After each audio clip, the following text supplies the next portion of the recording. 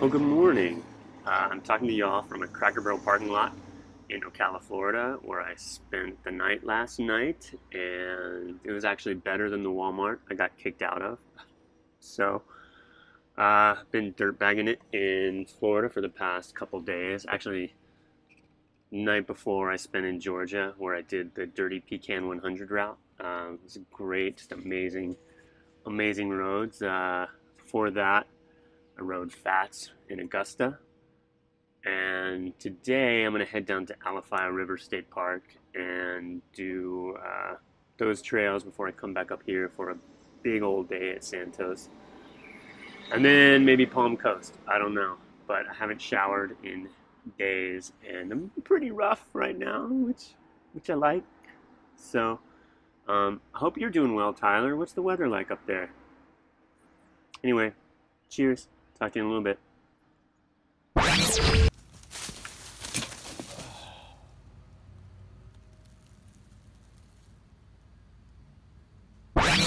Hey, welcome to the Friday Yard Sale. I'm Tyler with Bikerumor, and I'm here in Raleigh at Crank Arm Brewing with one of the owners, Mike. And yeah, so I'm kind of curious, like, what's the connection with cycling besides the name of the brewery? Yeah, so me and my two partners we started a rickshaw company in about 8 years. So we've operated in downtown Raleigh, and that's still going on. You gotta look for the yellow rickshaws; those are ours. But we've always been cyclists and enjoyed outdoors. So and we wanted to carry that over into everything that we do, basically. So it was a great fit with our next step being the brewery. We knew we wanted it to be cycling themed, so we think riding your bike and drinking beer would have been, maybe not at the same exact time, but great, thing going together. And we sponsor a bike team. We also have a club. We do weekly bike rides out of here. So yeah, I mean, a lot of what we do has to do with cycling. Awesome. Cool. Yeah, it's a popular combination of beer and bikes. I mean, we host rides, to go and have some beers while on the bike or between stops. What are we drinking today? So I'm drinking the Reflector, which is our Irish Red. A little bit of a carryover from our St. Paddy's Day years. So still have a little bit of the Irish Red left. And then you have the Peloton, which is one of my favorites. It's a Belgian IPA. So basically, it's got the bitterness and the hop aroma, but it also, we use the Belgian yeast, so it gives it a little bit more fruitiness, which I think goes really well with the hops that we use, the kind of tropical, fruity hops. Yeah, it's really refreshing. It's not too hoppy, but it's got a good flavor to it. So you've got some pretty interesting stuff on the menu here. Salty smokes. Yeah. Is a smoked oyster stout. Where in the world did the idea for that come from? Well, I mean, oyster stouts are actually, it's pretty old style. Dates back to Ireland, and the stouts over there, they would make oyster stout with the shells, and so it gives you a little bit of that briny, kind of calcium chloride flavor to the beer that goes well with the dark beer. Every ingredient's from North Carolina. So the malt was grown in Wake County, malted in Durham. The hops were grown in Pittsburgh, just outside of Chapel Hill. Obviously, the oysters came from the NC coast, and even the yeast came from Nashville. So, and then I smoked the malt myself. It only takes a little bit, so about 10% of the malt was smoked out of the 300 to 350 pounds. So, but yeah, it's really, really interesting. If there are any foodies out there, I think it has a lot of umami. It just has a different texture. It's not like fishy, per se. It doesn't taste like oyster. Yeah, but it's definitely got that salty, smoky flavor. Yeah, and I mean, we're always trying to do different things, challenge ourselves, kind of like, when you're cycling, we try to do different things and push our boundaries as far as the brewery. there are people that want your everyday Irish red, you know, and we'll do those. But you know, in addition, we've got different crazy stuff going on all the time. Great. Keep it fun. Yeah. All right. So we had a lot of tech this week. Same as last week and the week before. It's that time of year. Lots of new stuff coming out. New 105 group from Shimano, along with the new Ultegra RX derailleur, which is their first foray into kind of a clutch road derailleur. So this should be great for cyclocross and gravel. I think that's going to be a really big deal. And lots more new tech. But Watts, the reason why I'm not with Watts at the shop is because I'm kind of hanging out. My brother and I are road tripping around, checking out some breweries. I don't even know Watts, but I've got to say I'm probably a better looking filler. It's much better beard for sure. His is kind of sparse and scraggly when he doesn't shave. No, sorry. No, that's right. So Watts is down in Florida, and he checked in with the shop while he's down there. So let's see how that went. Hi y'all, I'm Watts, unofficially here with the Bikerumor, and I'm sitting here with Jordan, who owns Velo Champ, this fine establishment, my favorite bike shop in Tampa, and Joe Freeman, the original dirtbag and the real Florida man. That's right. By the way, and what are we drinking, guys? We are drinking some Coors. Ice cold Coors. So it's not Coors? It's not Coors, it's Coors. Coors. It's Coors. Coors. Coors. Coors. All right. And now you know. Side by side. Oh, that's Watts's. No way. Tell me about riding in Florida, because I just did a little of it, and it's pretty rad. I enjoy coming down here. Like, the topography is so different from where we are. I dig it. It's humid, but it's fun. Mm-hmm. It's quick. A lot of quick elevation changes. You know, nothing really crazy downhills or anything like that. Just a lot of ups and downs and really technical stuff. Sometimes very dry. Techy. Yeah, it was pretty dusty out there, and I mean, there weren't long descents, but the little descents there were pretty hard. Like, yeah. I almost went down a few times. I'm also on a rigid single speed, but for most of the year, it's pretty much guaranteed. Once you get to the bottom of the hill, there's going to be a big old pit of sand waiting for you. Oh yeah. So. And it's all limestone for the most part, so it's really rough, rugged rock. When you do get some rock, obviously it's mostly sand, and so that's like hard on your bike, hard on your body.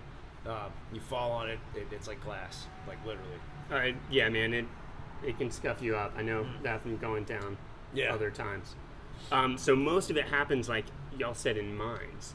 Yeah, they're old mining areas. So, over half a century ago, these are phosphate mines and, other areas that have been reclaimed. So they're giant holes that have been dug, sinkholes have been formed, and, so it's a combination of old man-made areas that are now reclaimed in natural wildlife management areas and other stuff. So, or preserves, Bomboyette's a scrub preserve, so there's a lot of, that's probably the more kind of, that and, Alify are probably the more like wet trails. There's a lot of swamps and ponds and stuff that you ride around.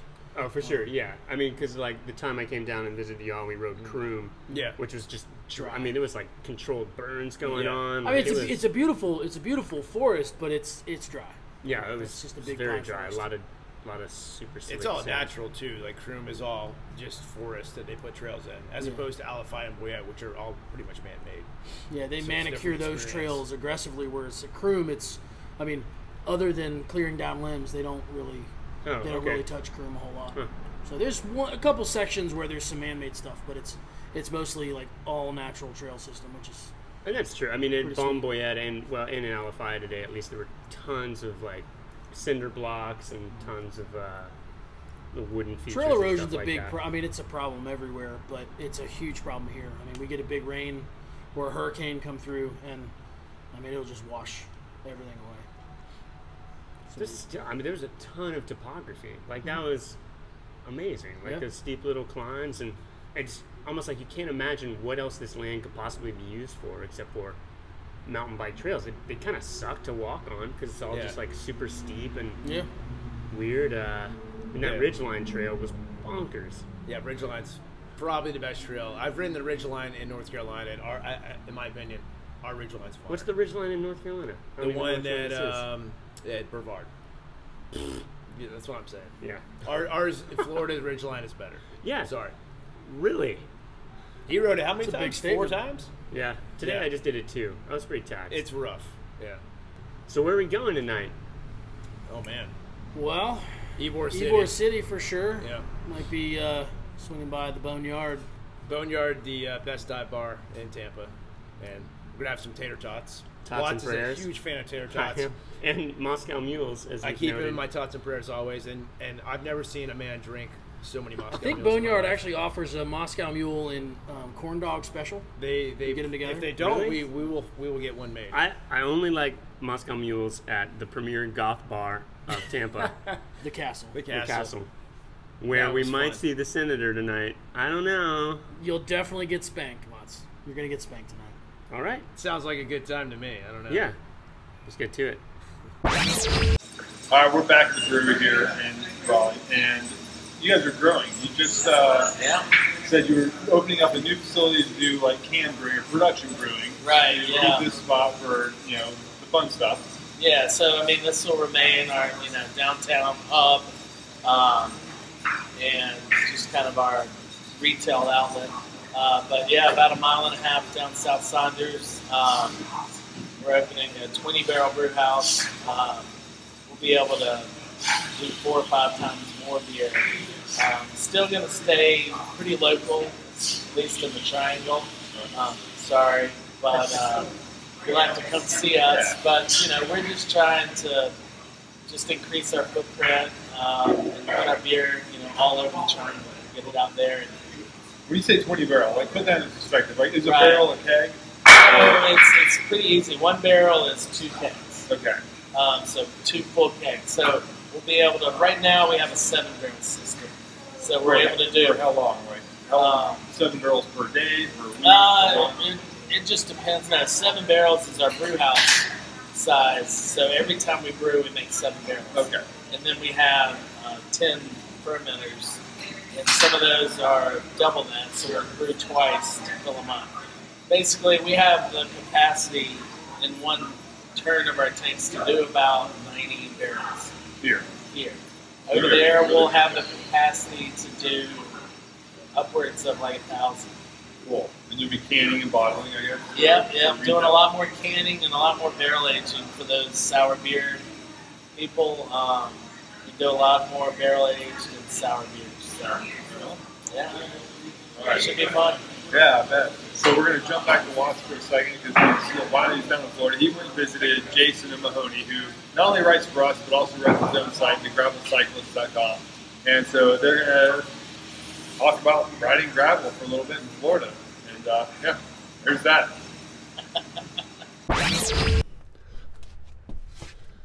Hi, y'all.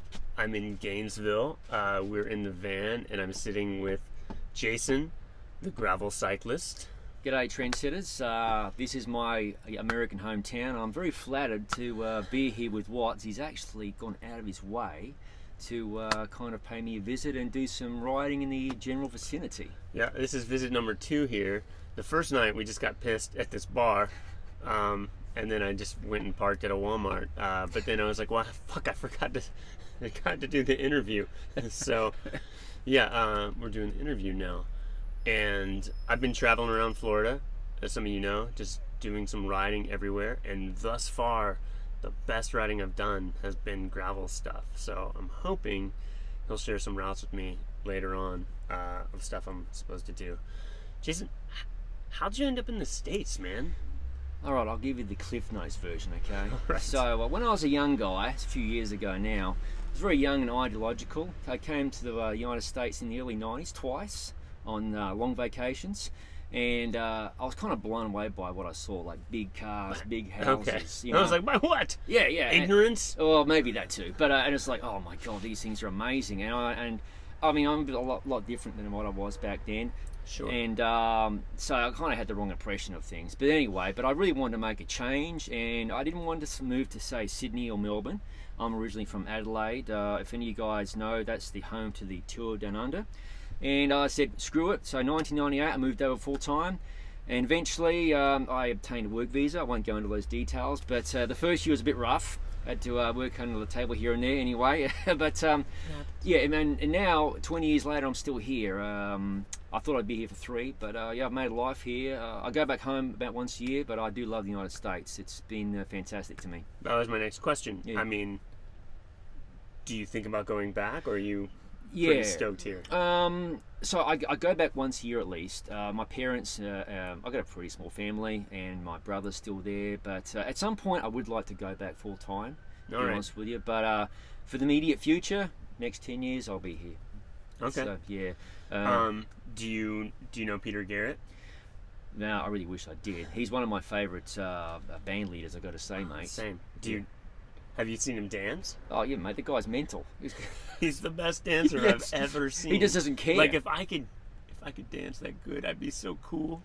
Yeah, I mean, if I could do karaoke, which I do once in a while, I always try and do his songs, but I'm pretty bad. That's a good idea. Yeah, exactly. You know, oh, wow, the river broke like that. I love that song.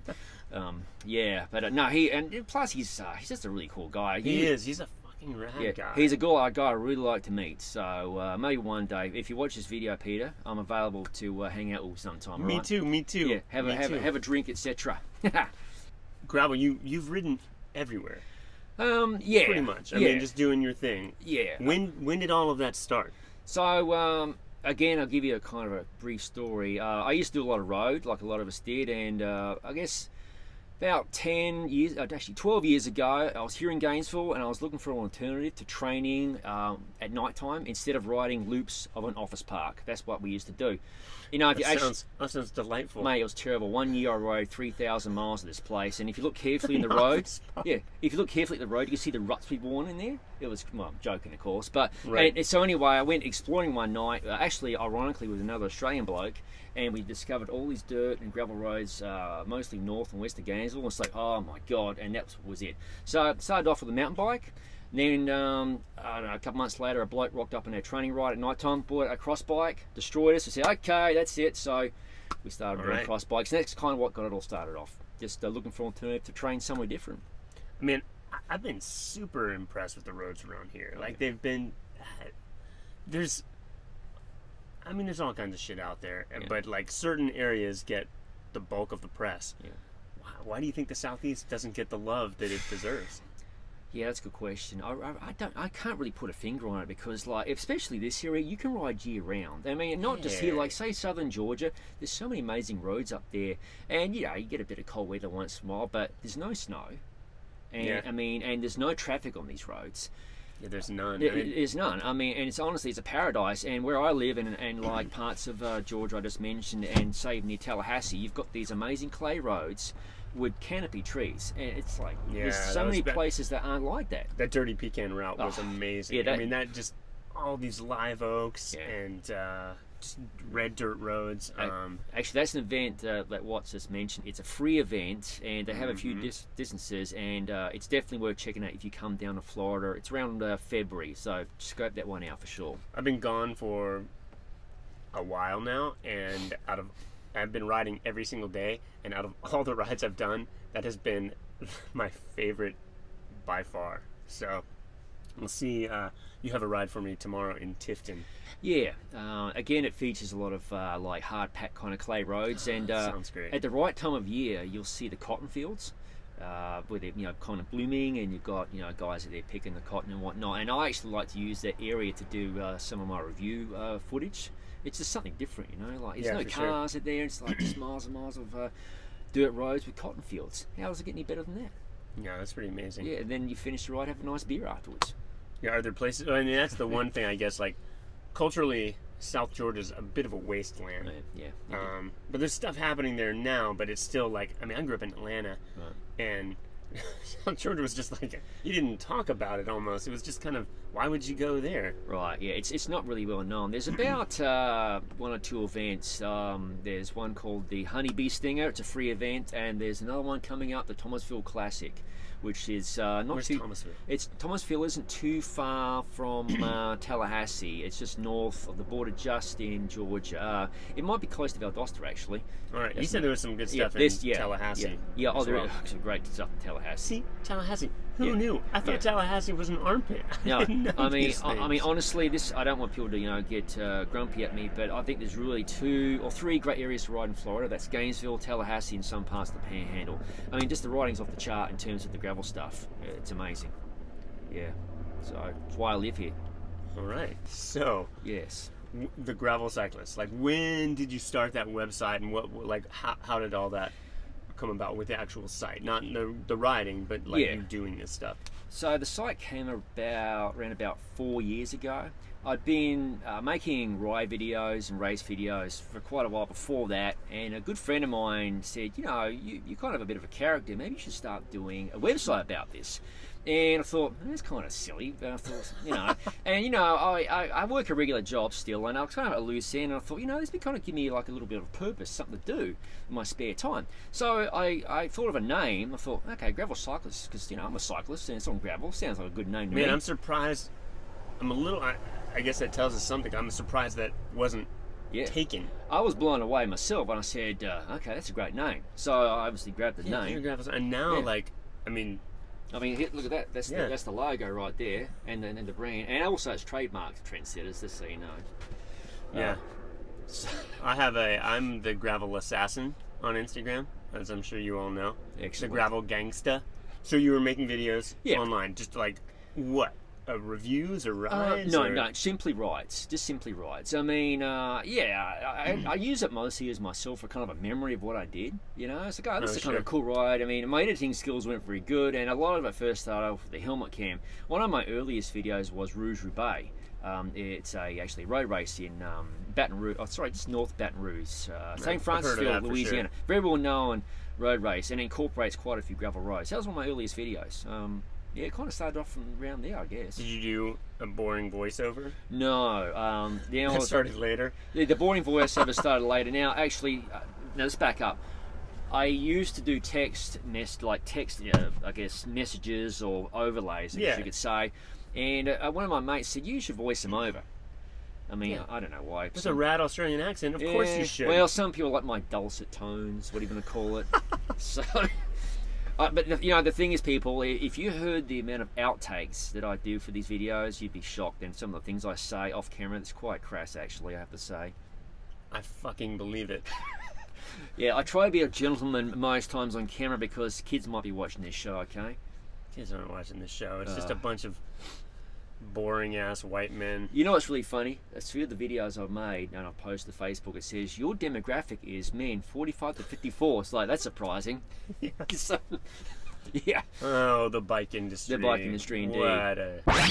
We wrap this up by talking a little bit about the cycling scene here in Raleigh. You mentioned something about your shirt, Oaks and Spokes. What's that, and what's the scene here? Yeah, no, Oaks and Spokes is a cycling club that promotes cycling in the Triangle and all over. So we have quite a few events here, all over, all during the year. We have a couple that we do out here. They help with our Drink for a Cause, which is a trainer event that we try to see which team can cycle the most miles, and I think it's 8 hours, so it's a long day.